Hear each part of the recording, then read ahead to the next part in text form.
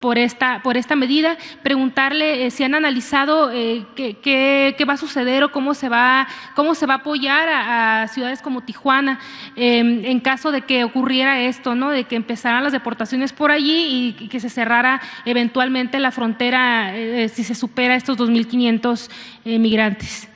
Bueno, ayer hablaba yo que no se puede cerrar la frontera. No es posible, no le conviene a ninguno de los dos países ni a nuestros pueblos. Es bastante la integración económica, comercial, social que existe en la frontera. Imagínense cerrar la economía en la frontera donde está California, que debe ser como el estado con la quinta o sexta riqueza del mundo, lo que llaman Producto Interno Bruto.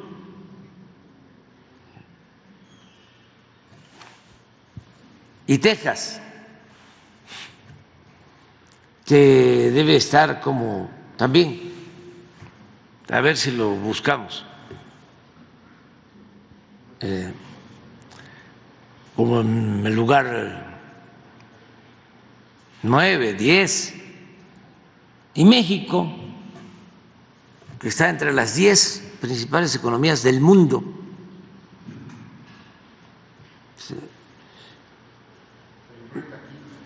California es la quinta. O sea, esto para ubicarnos. Y Texas es la 10. Entonces, México es 12 o algo así. 12. ¿Cómo se cierra la frontera? Somos los principales socios comerciales de Estados Unidos. Para tener también la idea, cuando llegamos al gobierno, el primer socio comercial de Estados Unidos era China. Fuimos avanzando. Ahora se habla de un término en inglés que tiene que ver con el regreso, reacomodo, relocalización de inversiones. ¿Cómo le llaman al? Nearshoring. Nearshoring, sí. Lo escuchaba yo hasta en el debate. Pero ¿cómo van a hablar de eso? ¿Quién entiende eso? O sea, ¿sí? Sí están hablando al pueblo de México, pero como se ponen los términos de moda, ¿no? Empiezan a hablar físico. ¿Qué significa? Pues que está llegando inversión extranjera, inversión foránea,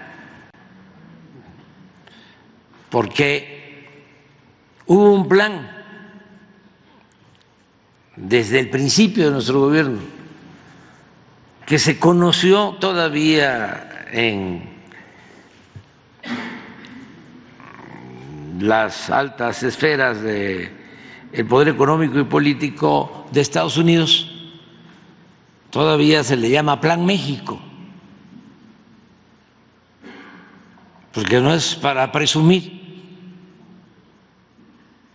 pero esto que está pasando surgió de nosotros, fue una propuesta nuestra desde el inicio del gobierno. Cuando se quería cerrar la economía en Estados Unidos, acuérdense, cómo fue la campaña en ese entonces del presidente Trump. Él hablaba de que iba a cerrar la economía para que no salieran las empresas de Estados Unidos ni se perdieran empleos en Estados Unidos, y sacaba siempre una cifra sobre el déficit que existía en Estados Unidos con relación a México, porque estábamos nosotros exportando más que lo que ellos nos vendían, y desde luego el déficit con China era mayor. Entonces su propuesta era, creo que hasta lo manejó en una frase, una reedición de la América para los americanos, pensando que América es Estados Unidos, y no. Pero se habló mucho de eso. Como es un hombre inteligente, con visión, fue cambiando, porque también una cosa es la campaña y otra cosa ya es el gobierno. Ojalá, idealmente, no haya diferencias entre lo que se dice en campaña y lo que se hace en el gobierno. Llegaron algunos de izquierda, entre comillas, a decir que se tomaba el poder como el violín, que se agarraba con la izquierda, pero se tocaba con la derecha. Una barbaridad, una incongruencia.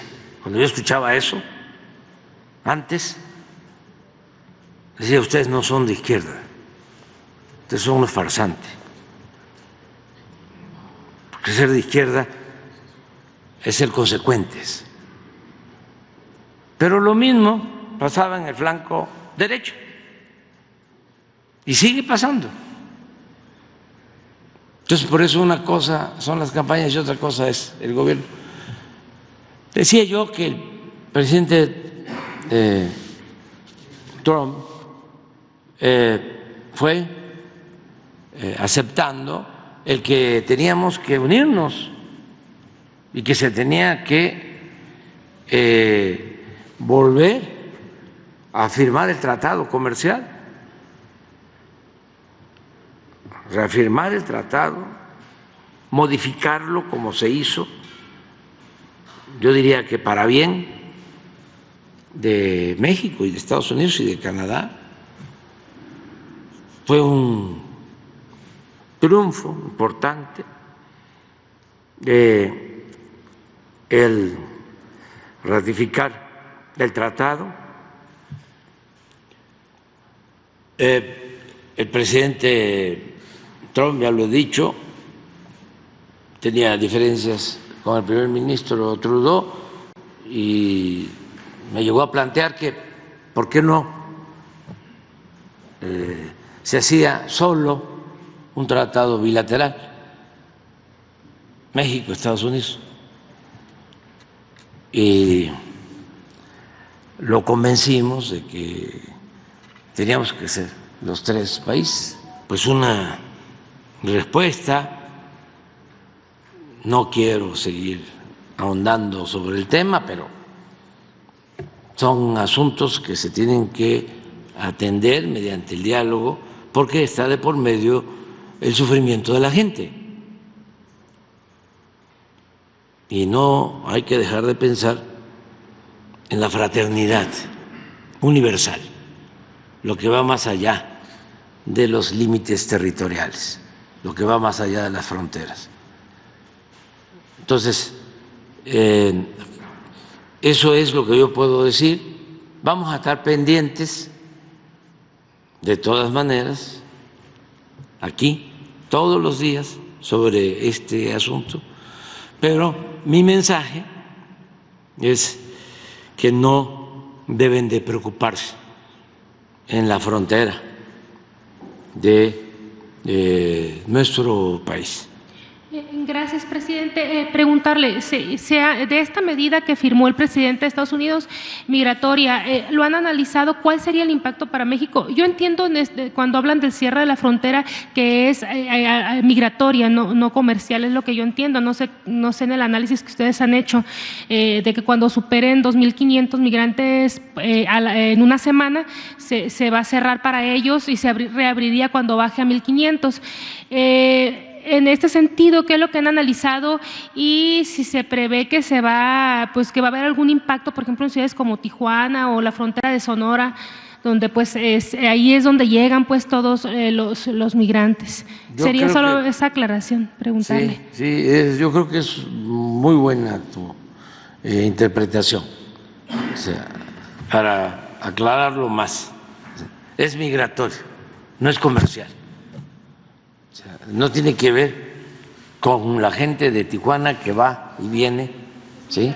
Sí, es para lo que se conoce como migración irregular, porque hay ya afortunadamente también canales, vamos a decir, formales, que se abrieron, que no habían con el presidente Biden, para que el que quiera llegar a Estados Unidos lo pueda hacer con un trámite. Y así han entrado, yo creo que desde que se aprobó esa reforma legal en Estados Unidos con el presidente Biden, creo que han entrado como 500,000 migrantes de manera legal. Antes no había ninguna vía legal, no se podía, era muy difícil para los migrantes que querían ir a vivir, a trabajar a Estados Unidos. Entonces, hay esa vía, hay que seguirla ampliando, mejorando, facilitando también los trámites, que los migrantes puedan hacer los trámites en sus lugares de origen, no en Ciudad Juárez o en Tijuana, sino en Guatemala, en Honduras, en La Habana, en Venezuela, en Colombia. Lo más complicado por la situación de ingobernabilidad que ojalá y se resuelva, es lo de Haití. Y ahí, por cuestiones humanitarias, tenemos todos que participar y tiene que aplicarse a fondo la ONU. Esas son de las cosas que la ONU desatiende. Voltea a ver por otro lado, con todo respeto a los diplomáticos de la ONU.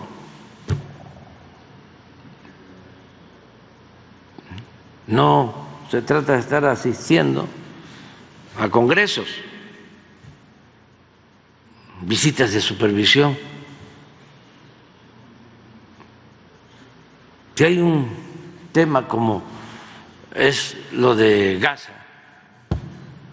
lo de la guerra Ucrania-Rusia, como lo de Haití, toda la ONU ahí